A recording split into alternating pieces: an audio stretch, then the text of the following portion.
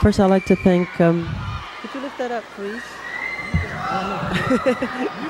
I can't wait. Eddie, I need your help. It ain't working. Okay. Go like bend down. First, I'd like to thank. He said, Eddie, pull it up like I was working for him or something. And I started to do it too. I was like, yes, Mike. Wait, what am I doing? It's a tremendous story. It was your first season at Saturday Night Live, and you, I guess on the way home or during that period of time, you saw something on a car that you liked in a parking lot or something. You know? No. So I stole some hubcaps. Yeah, that's it. Yeah. But it's not like what happened was I used to have to take the train into the city. When my first year at SNL, I would take the Long Island Railroad into the city, and when I came, and I would park in Freeport. Right. And I had a car with nice hubcaps on. I came back one night, and my hubcaps were gone, you know, and I took somebody else's hubcap. But I was on TV already, and I was still popping hubcaps. How old are you now? I'm 33. No, you're that old? I'm 33. Well, you look great. You look like you're 23. Well, thank you. How old are you? I am 47. And see, you look 29. So what do you do to work out? Do you have like the personal trainer gig? Do you do all No, that? my dad used to be a professional boxer, so we have. So was mine. Really? My dad was What a weight boxer. class? My dad was a lightweight. Really? Yeah. My dad was lightweight too. Really? I remember my dad just kicked the hell out of your dad.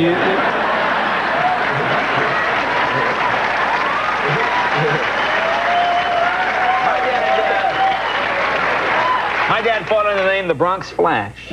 Well, if your dad was that tough, then you should be able to bust my ass.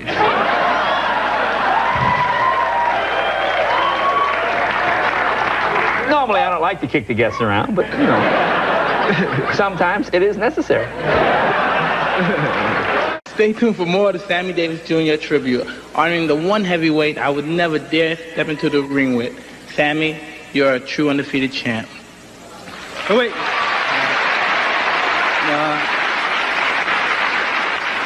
I think Mike can do a little better than that. Mike?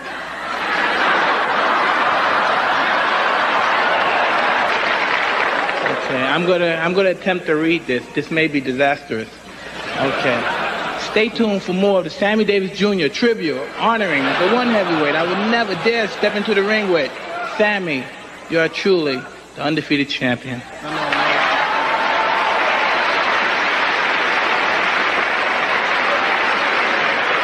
The producers of the show was hoping you'd have a little more feeling of more Mike, you know, a little bit more Mike Tyson, you know, more Mike Tysonisms, like. Hello, ladies and gentlemen. Sammy and I would like. You know you f***ed up when they want you to give your trophies back.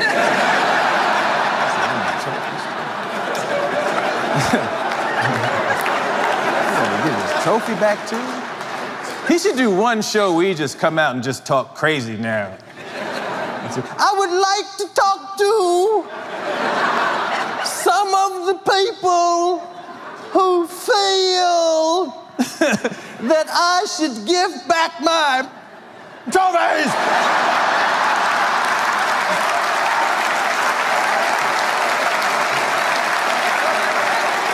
Just because you may have heard recently that I allegedly put the pill into people's chocolate.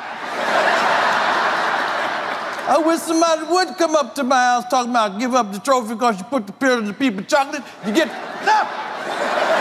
Because I'm not giving back.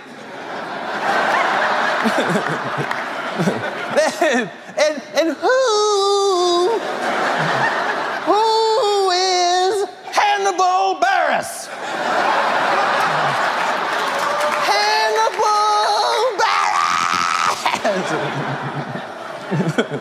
First of all, Hannibal is a caveman's name.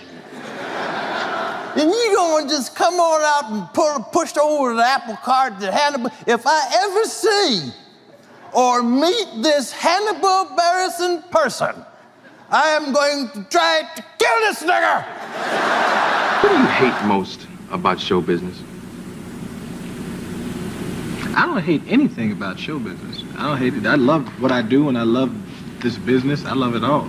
If I wasn't doing this, I'd be somewhere like this. Pull the car up. You want carbona wax with that?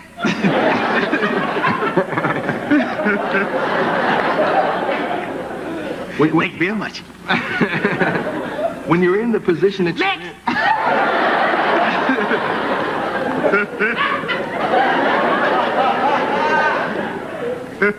When you're in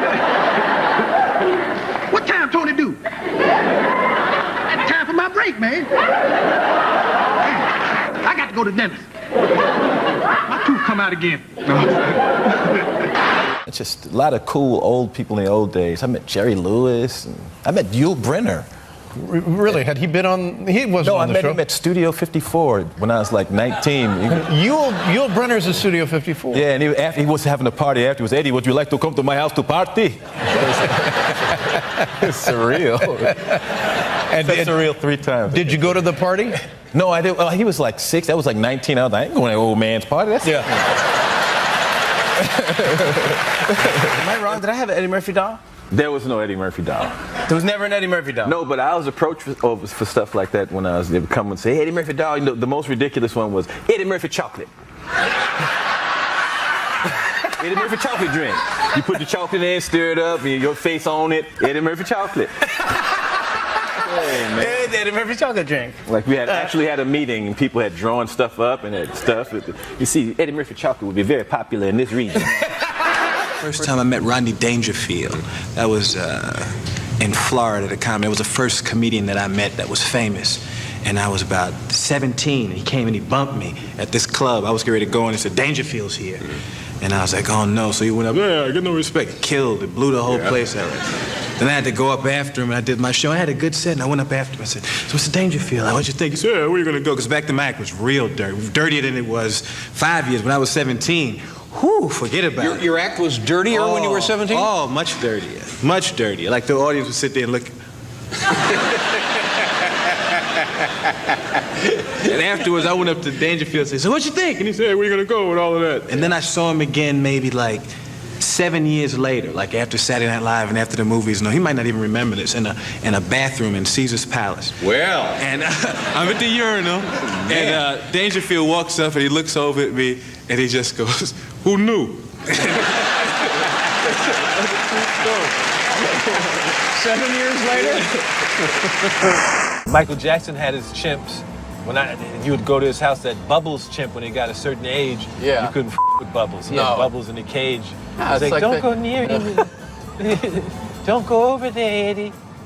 Did you go to his house? Yeah, a few times. And the chimp would be going crazy. Is that Bubble? He said, yes, don't go near the cage. Really? I thought Bubbles was don't go over there. How old are your kids? Like, are your kids going into show business? I have 8 kids, and my kids range. Yes, I have 8 kids. Eddie. I do. 8 kids? I do. Well, now I know why you haven't been here in 13 years. Right. And they go from age 3 to 21, 20. Oh, Eddie. I'm the... Are you all right? Yeah. He's a very, very fertile man. I guess. Very, very dense sperm. Okay. That's too much. Now, because Tracy told me that he went to your house and you made him, as he said over and over again to me, Ballpark Franks. He said, I went over there, he made me Franks, Ballpark Franks. Yeah, that's it. That's why I'ma always be cool with Eddie, because he made me them Franks. And when I was young, they used to call me Fat Murphy. That's what he told me today. Muhammad, how do you feel about boxing today? Has it changed since your reign? It's been a long time since I've done this one.